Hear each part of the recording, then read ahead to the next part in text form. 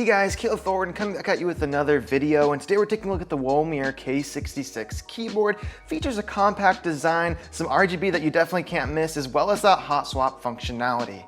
You can find this keyboard on Amazon for just $75, and the box contents, besides just getting the keyboard itself, is pretty simple. You're gonna get your USB cable, as well as a switch puller and a keycap puller because of the hot swap functionality, as well as a little cleaning brush, which is kind of an interesting touch, but it's nice to see included. Starting off with design and build quality, as the name would suggest, the K66, you are getting 66 switches or keycaps, however you wanna look at it, on this board.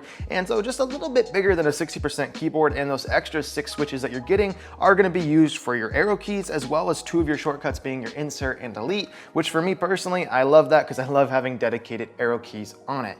And as per usual with the smaller form factor boards, you can still get access to some of those other functions that you might be missing, such as controlling your lighting on the board, as well as things like your F row by just holding down that function key down here, and then you can get access to that secondary layer of functions. The case material itself is completely made out of that frosted acrylic, and that's going to be the reason why you're getting that, that awesome looking RGB shine through, how it diffuses it coming out of this. But it's also definitely the weakest point of the board as far as like the build integrity itself goes, because if you look closely at it, it's literally just 3 pieces of like thin frosted acrylic sandwiched together by screws. You don't even have a top plate. It's literally just using the top of that frosted acrylic as its top plate. And you guys can listen to this right now.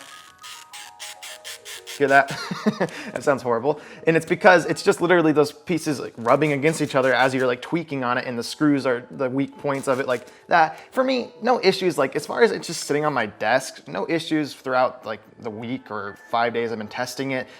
Typing, gaming on it for multiple hours, like no issues as far as the build. I mean, the only way you're really gonna be able to hear this or have it be an issue is if you're literally picking it up and like playing like this, which no one does that with their keyboards. Just as a reviewer, I like to see how the build quality feels on it so that you guys have an idea. But if you're someone that's really rough on your keyboard, then you might want to watch out for this because it's definitely not the most solid build overall. For USB-C port, it's gonna be on the back right of it, which might be a stinker for some of you guys because a lot of people with their custom cables usually have their coil, going left to right. So a lot of people like when the USB-C port is on the left side. So make sure you keep an eye out for that. It is on the right side of the keyboard if you pick this up and you're wanting to use it with a custom cable. Looking at the bottom of the board, you do get 4 rubber feet, and they're just basically raised pieces of rubber, with the back ones or front ones being a little bit shorter to give you a little bit of a natural incline, but it basically just lays flat and there is no incline adjustment on it. So if you're someone that likes to get your board up into that incline while you're gaming or just typing, this doesn't give that to you. And I will say it's not super tall though, and for me, it was still a nice, comfortable typing experience. For keycaps on this, they are using a laser etched ABS, which is of course just gonna start shining quicker than a PBT keycap. And they're not the best quality, but they're not bad again for the price point of this board, where it's sitting at right now.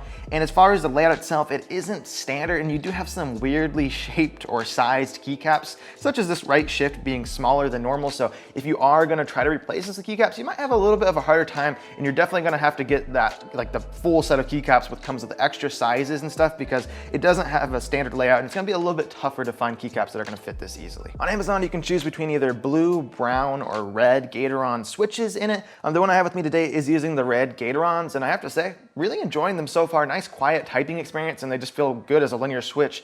This is my first time using Gatorons, so I'm pleasantly surprised with how nice they feel. Before we talk any more about them, though, I'll go ahead and throw you guys into a sound test.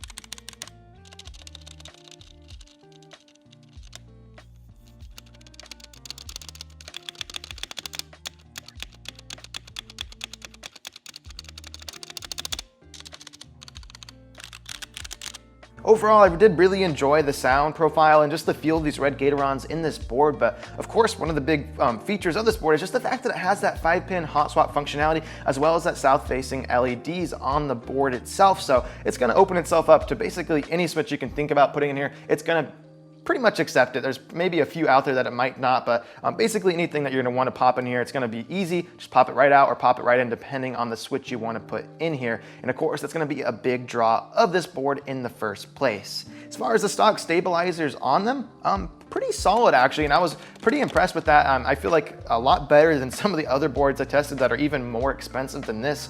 And of course, with this, again, hot swap functionality, you're gonna be able to pop those stabilizers out, and if you want to, you can clip them and lube them. And I will be actually doing that probably not too far in the future here with this board. I'm gonna be doing more of a budget custom build with this, maybe keeping it around the $100, maybe a little over the $100 mark. So if you guys wanna maybe just get into the world of custom keyboards, this might be a good entry point for you.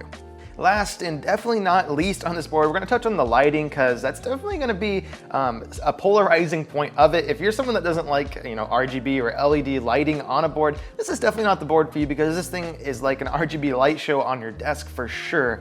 With the individual key lighting itself, and then also underneath the case, you get tons of case lighting as well, which it looks awesome to me, but if you're someone that doesn't like it, obviously not gonna be right for you. And there is no software for this board, so it's all gonna be controlled on the board itself, but it's pretty simple. Just holding down your function key and you can look at your secondary functions for your lighting. You can independently control your case lighting as well as your key lighting, and then you can change the color, the speed of the effect, or just going through different effects on the board itself. For me, pretty easy, and I personally don't even like getting in software to change things up, so I kind of like the on-board profile changing or lighting changing. But the biggest bummer of not having that software is for those of you that might want to remap or reassign keys. You just can't do that because you can't hop into a software to do that. But overall, the lighting looks absolutely awesome if you are someone that's a fan of the RGB lighting. I think this board is giving you really good value for the price point they're asking. I would say the biggest weak points for sure is going to be that build quality, but I mean, if you're just someone that has your keyboard on your desk and just for day-to-day typing as well as gaming, gave me absolutely no issues overall. And then probably even the bigger bummer than that is going to be the fact that it's going to be a little bit more difficult to switch out those keycaps, having that unconventional layout as well as sized keys on it. So, and it's something you probably want to replace over time, especially with it just being that, laser etched ABS. It's going to be wearing out in not too long down the road, but I mean, you're getting that great hot swap functionality with the 5-pin acceptable as well. So large amount of keys or switches are going to fit in here. And then you're also just not having to pay a huge price point for that. So you can customize it pretty easily without having to break the bank, which is really nice to see. Overall, definitely gonna be a recommendation for me. Thank you guys so much for watching. If you found the video helpful or informative, please hit that like button for me, and do consider subscribing for more content just like this in the very near future. If you have any questions about the board or my time using it, let me know in the comments below, and I'll try my best to get back to you quickly and with the best response I can, and I'll see you guys in the next one.